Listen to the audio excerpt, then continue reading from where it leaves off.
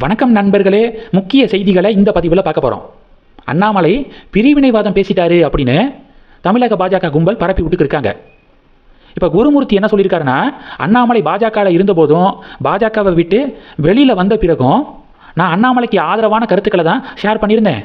ஆனால் இப்போ அண்ணாமலை போட்டியிருக்கக்கூடிய பதிவு ஏற்றுக்கொள்ளத்தக்கது கிடையாது. பிரிவினைவாதம் பேசுகிற மாதிரில அண்ணாமலை பதிவு போட்டிருக்காரு.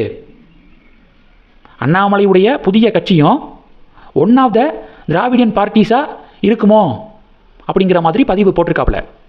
முதல்ல அண்ணாமலை பேசினது, பதிவு போட்டது பிரிவினைவாதமே கிடையாது. பிரிவினைவாதம்னா என்ன?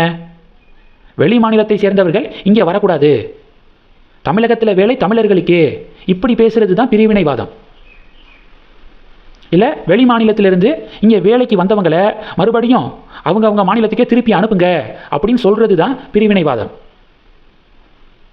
வெளி மாநிலத்திலிருந்து இங்கே வேலைக்கு வந்தவங்களை கண்ணிய குறைவாக பேசுகிறது தான் பிரிவினைவாதம். இந்த மூணையுமே அண்ணாமலை பண்ணலை. அண்ணாமலை பிரச்சனைக்கு ஒரு தீர்வு கொடுக்கணும் அப்படின்னு நினைக்கிறாரு. வெளியிலிருந்து மாநிலத்துக்கு வேலைக்கு வராங்க பார்த்தீங்களா, அவர்கள் பற்றிய டீட்டெயில்ஸை அவர்களை பணியமர்த்தக்கூடிய நிறுவன உரிமையாளர்கள் கவர்மெண்ட்டுக்கு கொடுங்க அப்படின்னு சொல்லியிருக்காரு. இதனால் ரெண்டு விஷயமாக நம்ம பார்க்கலாம். ஒன்று, ஏதாவது ஒரு குற்றம் நடந்து அந்த குற்றத்துக்கு இவங்க யாராவது தொடர்புடையவர்களாக இருந்தாங்கன்னா அவங்கள ஈஸியாக ட்ராக் பண்ண முடியும், எளிமையாக கைது செய்கிறது ஈஸி. ஒன்று. ரெண்டாவது, வெளியிலிருந்து இங்கே தமிழகத்துக்கு வேலைக்கு வந்திருக்கவங்களுக்கு ஒரு பிரச்சனை அப்படின்னா, உதாரணத்துக்கு கடந்த திமுக ஆட்சியில் திருத்தணி ரயில்வே ஸ்டேஷன் நினைக்கிறேன், புலம்பெயர்ந்த தொழிலாளர் ஒருத்தர் 4 சிறுவர்களால் தாக்கப்பட்டார்ல. யார் அந்த தாக்குதலுக்கு உள்ளானவர்? எந்த மாநிலத்தை சேர்ந்தவர்? அவருடைய அட்ரஸ் எது?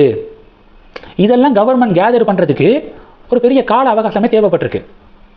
இப்போ டீட்டெயில் இருந்துச்சுன்னா உடனே அவங்களுடைய ஃபேமிலி மெம்பர்ஸை கான்டாக்ட் பண்ணி அவங்கக்கிட்ட நிலைமையை சொல்லியிருக்க முடியும்.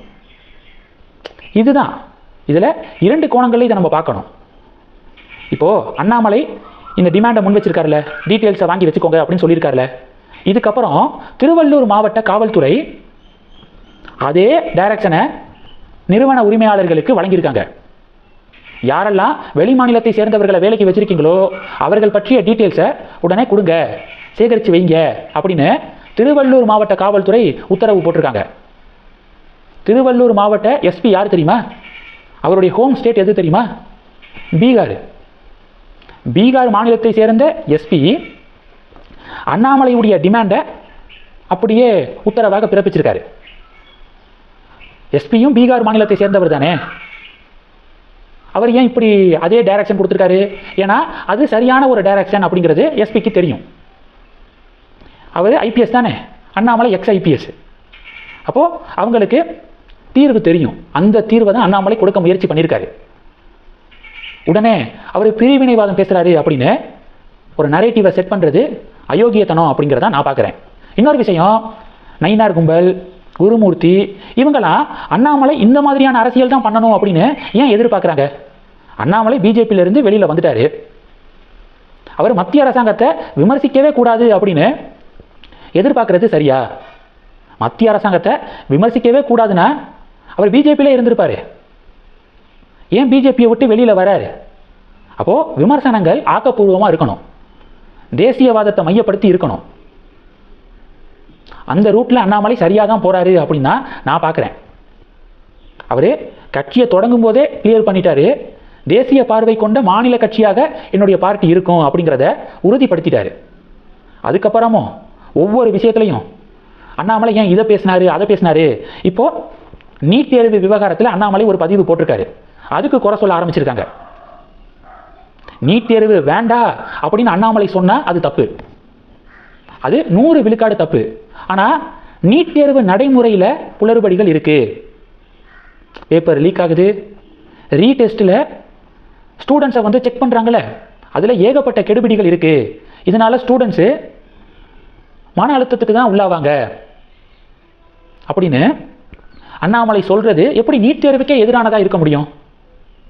இப்போது இப்படி பரப்ப ஆரம்பிச்சிருக்காங்க, நீட் எக்ஸாமுக்கு எதிராக பேசிட்டாருன்னு. அதனால் ஒரு நோக்கத்தோட தமிழக பாஜக இருக்கிற மாதிரி தெரியுது.